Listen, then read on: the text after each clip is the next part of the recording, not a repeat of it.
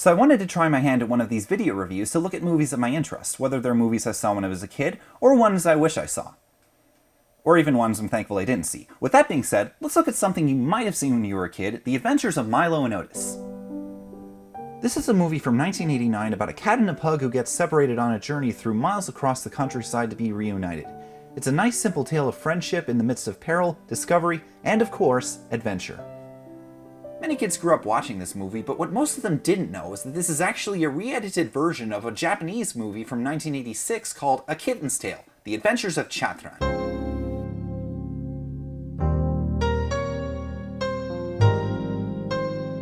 This version of the movie has more or less the same story, but is actually a very unusual and different movie from Milo and Otis. While most of the same footage is used, it's edited differently, scored differently, and the characters are completely different. There have been many cases of English translations of material that changes some of the story elements and uses certain words, but some of them are reasonable enough, and others just flat out ruin the meaning of the original dub. So let's see how much has been butchered in translation in this two-part review of Milo and Otis. In this first review, let's look at the original Japanese version, The Adventures of Chatran. The opening starts off with a rather dark and eerie atmosphere as the camera flies over a forest in early morning. Right off, I really love this intro. The cryptic stringed music accompaniment gives a haunting feeling for what adventure is yet to come. And then it soothes you into a soft synth music piece, almost as if you're in the comforting simplicity of an infant's perspective. Just listen to it.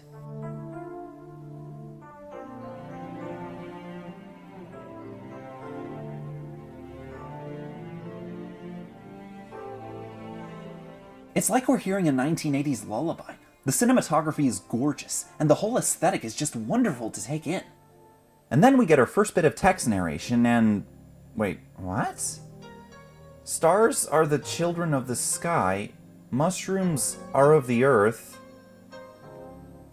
dewdrop is of water, a nursery is of... What is this? So apparently this narration is written in the style of Terrence Malick, the director who did Days of Heaven, Tree of Life, and he's also the guy who somehow made the story of Pocahontas even less interesting than the Disney version. I don't get this narration. It's nothing but poetic randomness that gives us no context to any story. But alas, the narration continues, and some of these stanzas are just downright silly. Just look at this. A squirrel's eyes observe. Yeah, that's what any creature's eyes do, so it's not exclusive to just squirrels. A kitten's tongue dares to lick. Wow, this kitten has a tongue that dares to lick the unlickable. It's almost like it has a mind of its own. It licks in places it should never lick.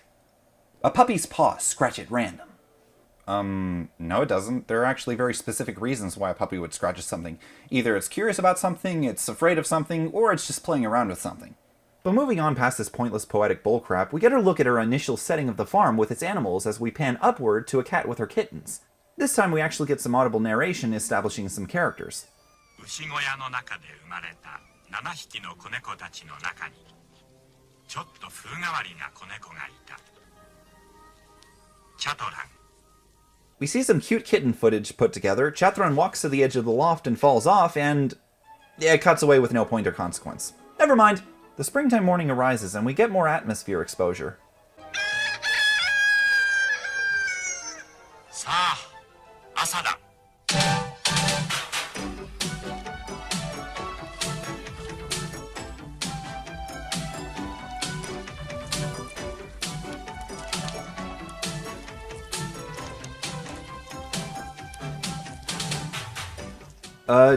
Okay. For some reason, when the kittens are exiting the barn, they play this 80s techno pop. Even though nothing in this scene is warranting of any dancing, and the kittens are just kinda having a difficult time getting out the door. And don't get me wrong, I absolutely love 80s music, as well as the pop culture and decade in general. But here, it's just kittens in a farm. Nothing is funky about it. So what follows is more stock footage of kittens and other animals. In this clip, some pug puppies invade the kittens' space and eat their food, and slowly but surely, the kittens walk away. Oh, that was pointless. Yes. Yes, that is a chicken. With her chicks. Okay. Is anything going to happen, or are we just gonna stare at them all day? Nothing yet. Cut. Cut. Cut! Oh look, Chatran just walked over the hen. We waited a whole 25 seconds just to see that happen. Totally worth the empty space of anticipation with no expectations. Word of advice, filmmakers. There's a little known aspect of movie making called editing, where you take the footage from an entire production and cut it together to make a concise, unique visual experience. It was mostly done by women during the early days of cinema, so I don't think it's too much that I ask for you to cut the first 20 seconds of that clip to get to the payoff a little quicker. I know the people who made this movie spent a long time waiting for the kitten to do that action, but that's why editing is so fun. You can cut out that waiting time and make it easier to show that rare action you caught on film. However, even with that in mind, this is yet another pointless scene that only establishes that Chatran is playful. These scenes are nothing more than a compilation of cute animal videos, with nothing exciting happening. They sure are.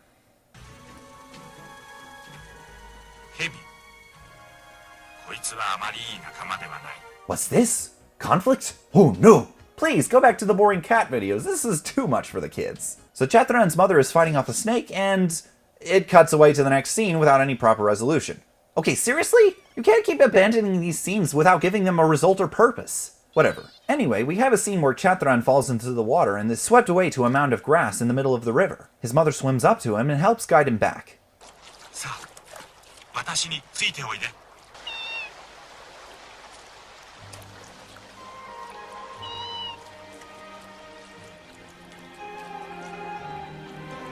Wait, is that the Dire Dire Docks theme? It is! It's the Dire Dire Docks theme from Super Mario 64! Why is that here?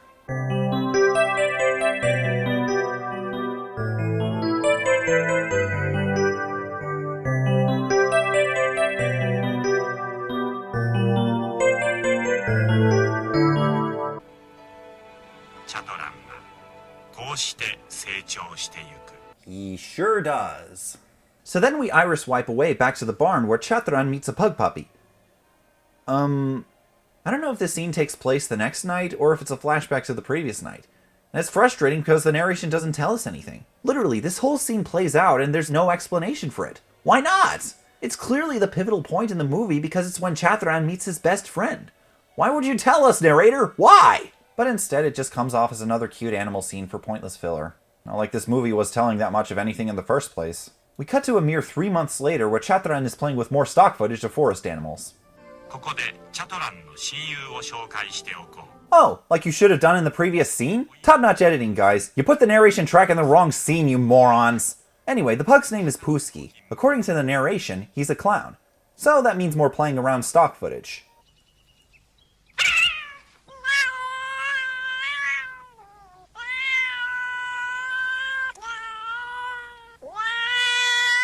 Oh look, the crab is hurting the cat and the filmmakers are just letting it happen. I know the cat screams are added audio dubs, rather poorly I must add, but it's still hurting it.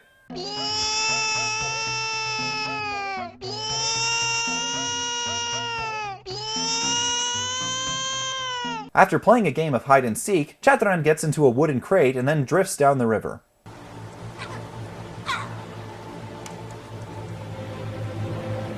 Judging by the haunting, shimmering music, you'd assume he's heading straight into a waterfall.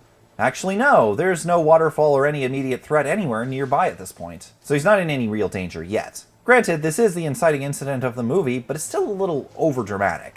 After Pusky unsuccessfully chases the crate, because he is a clown apparently, Chatran actually does drift into a dangerous situation.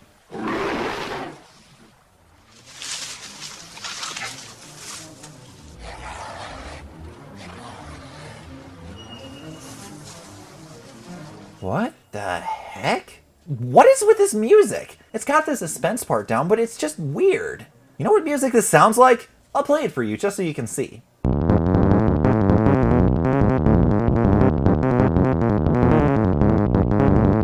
Yeah, it's the Twilight battle theme from Twilight Princess. I don't know about you guys, but I don't usually think of the land of chaotic darkness when I watch a bear attack.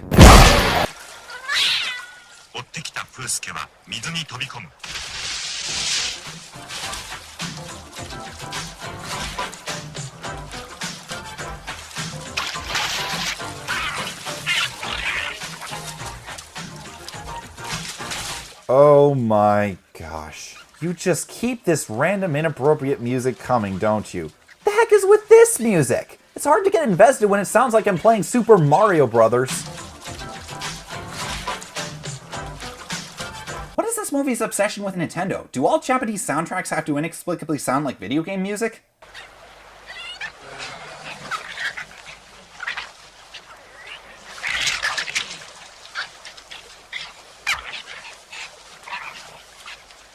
Yeah, I don't think the pug got out from that okay. The camera cuts away and I know it was either killed or horribly mauled. There sure does seem to be quite a bit of animal cruelty in this movie. After that bit of struggling, Chatran continues to ride down the river.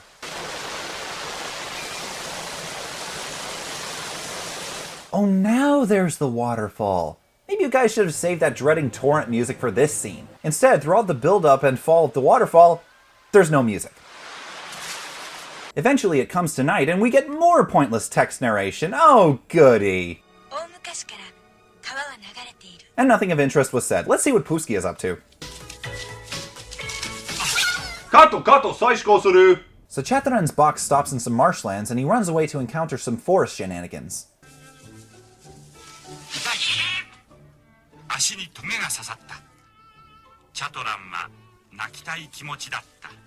You might be wondering how the cat got that paw injury in between takes. Yeah, I should probably get to the biggest controversy about this movie as well as the English language version, and that is the animal cruelty. Apparently the filmmakers went to certain extremes when taking footage of these animals, even to the point of letting those animals be in the midst of dangerous situations, some of which could even kill them. Like this scene later on where the cat is literally thrown off a cliff and tries to climb up the sharp, jagged edge. Most likely that cat would have died from a bashed skull against the rocks. For this reason, several cats and dogs were used in place of different takes, so you're not always seeing the same Chatran or Puski. As for the scene with the hurt paw, apparently there was an alleged claim that a producer broke the cat's foot in order to make it walk in a weak way. This is why America and other countries have a humane society to supervise the use of animals in film productions, making sure they are treated fairly. I know a lot of people have issues with the fact that animals were abused and even possibly murdered to make this movie. I can understand that, and I obviously don't endorse animal cruelty. It certainly wasn't decent, but honestly, it doesn't bother me as much to see these animals in dangerous situations. What does bother me is the fact that this movie is boring and it's badly edited. The narration is so monotone and it barely comes up. At points where we need it to understand the circumstances, it doesn't show up at all. And when there is narration or dialogue, it gives us hardly anything to work with. 猫を見かけなかったかい？今運動してるんだ。僕と遊ばないか？僕みたいに尻尾が触れるかい？こんな具合にかい？なかなかうまいぞ。プースケはチャトランのことをちょっと忘れてしまった。 Well, apparently Puski is a complete idiot. He totally abandoned the search for his friend. Wow, what a riveting story. Over the course of the movie, Chatran encounters several different animals, all in scenes that are completely disconnected and have no progression. At one point he sees a deer, runs after it, and follows it into a meadow. We get absolutely no narration or context, but we do hear the Dire Dire Docks theme again.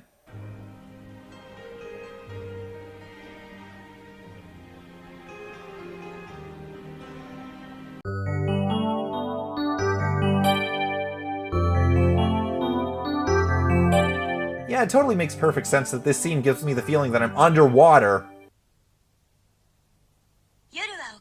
Oh gosh darn it, will you shut up? There's no point for this pretentious poetic bullcrap. They keep acting like it's inspired and well thought out, but really it's just a bunch of pretty words put together for the viewer to interpret any random thing they come up with. This is the easiest crap to write. I could basically put anything in front of this and it would be just as fitting.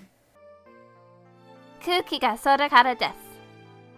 炎は火の中からです。人生は意味を持たせずに生こし、木は葉のために情熱を持っています。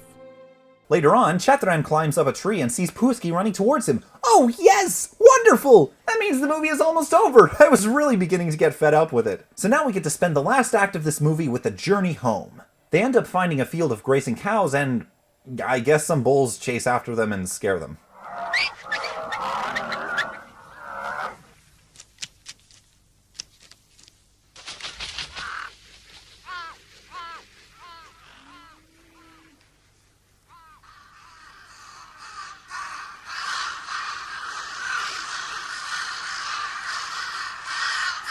So, it's kind of hard to tell what's happening, but I think the idea is that the crows are supposed to be attacking this helpless calf because either it's sick or it just falls over. I don't know, the crows aren't really attacking it, they're just waiting for it to die. Even the mother abandons the calf like it's nothing. Something's telling me that's not its real mother.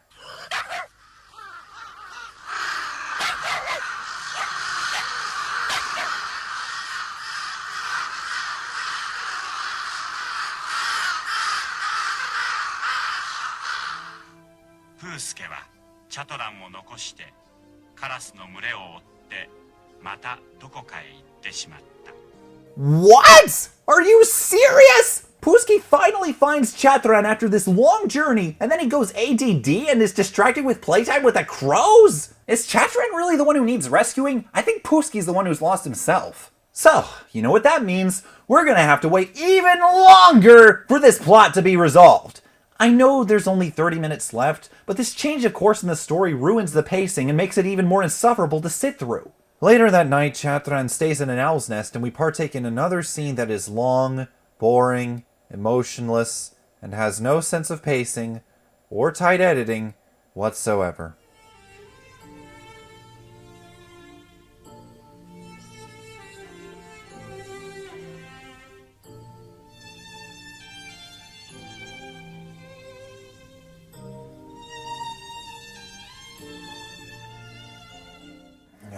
I'm getting really tired of hearing this theme music. I admit it's a nice and catchy leitmotif, but if you only play one theme throughout the entire movie, it gets boring and has no emotional bearing on the plot. Nothing is being conveyed other than the main theme is present, and that we are watching a story about a cat and a dog.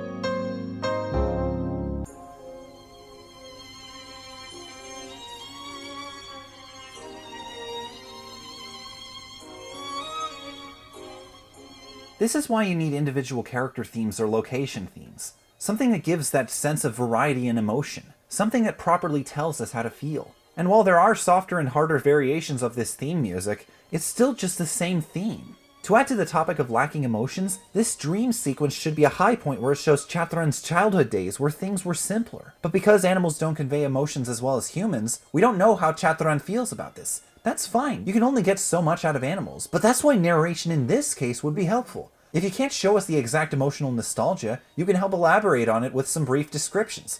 But instead, it's yet another excuse to show cute videos of a cat in cute situations. Ah! Freeze frame! What's going on? Oh, I guess we smash cut to the next scene and they're showing us freeze frames of seagulls for no reason when they could just easily play the real footage. After yet another pointless text narration establishes nothing as seagulls attack Chatran after he attempts to eat their hatchlings, they peck at him violently in the scene with no intense music because they already wasted said music on that awkward slideshow at the beginning of this scene. They attack him so violently that the film jump cuts to another cat randomly falling off a cliff for no reason, in double frame slow motion no less. After that bit of animal cruelty, Chatran takes shelter at a shack near the beach when...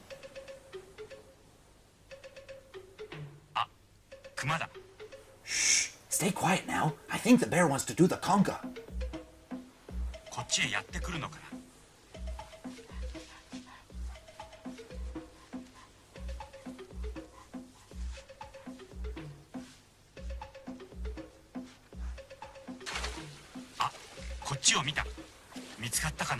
What's this? Dialogue and inner monologues? Forgot this movie had any. The bear gets into the shack, and I have to admit, the scene where Chatran outsmarts the bear is actually well cut together. Music, pacing, and everything. It plays out with a certain intensity and has a pretty funny resolution. Not bad, filmmakers. You've shown you actually have the competence and the potential to make a good scene. Now make the rest of the movie good! Okay, so in this next scene, Chatran is somehow cornered by some snake in a tree, he falls into a pit, and Pooski finally finds him again. For all I can imagine, Pooski just randomly found Chatran and had no real intention of tracking him down. Chatran is saved from the pit and the friends reunite for the second time. Funny, that whole separation after the crow incident only lasted about 15 minutes, thus making it entirely pointless for them to be separated at all. Then again, this movie is just pointless filler. And though they are finally stuck together for the journey home, the movie feels the need to drag it on for another 15 minutes, where Chatran finds a female white cat.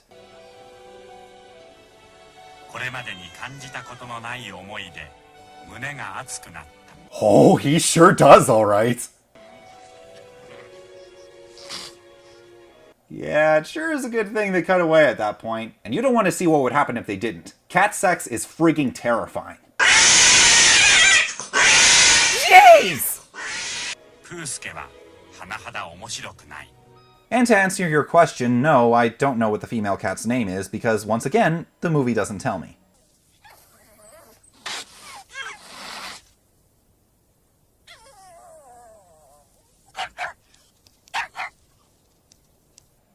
I'm really not surprised that Pusky ditched him for a second time. After all, he is an idiot. When it gets to the time of winter, Chatran and the White Cat find a cave to stay for the season.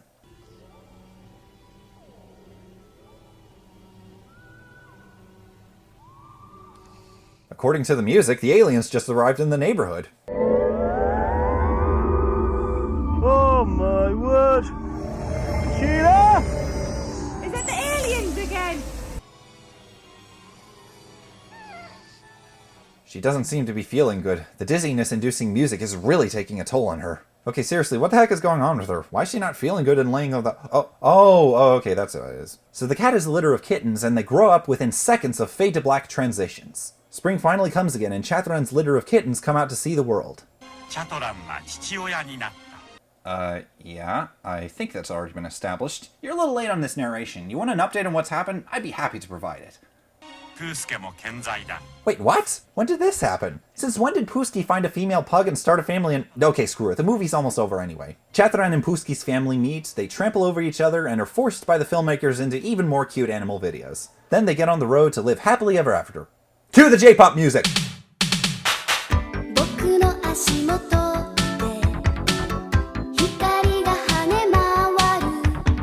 The movie was a huge hit in theaters back in Japan, becoming the third highest grossing movie in the country. I imagine there are some people who grew up watching it in Japan, and they might have good reasons for liking it, but for my tastes, this movie doesn't work at all. It's boring, horribly edited, awkwardly scored, pretentiously written, has a distinct lack of narrative, and is extremely slow for a movie that is only 90 minutes long. I will say that the footage the filmmakers caught of the animals is actually really impressive. While some things they put the creature through were extreme and dangerous, they still managed to capture some great shots and well-angled sequences. The cinematography is gorgeous, and there was a clear goal and vision in mind when making it. It's just that that vision isn't evident the way the movie presents itself. I don't care at all for anything that happens in the movie, and I don't think anyone else in the United States or anywhere else in the world could easily get into it either.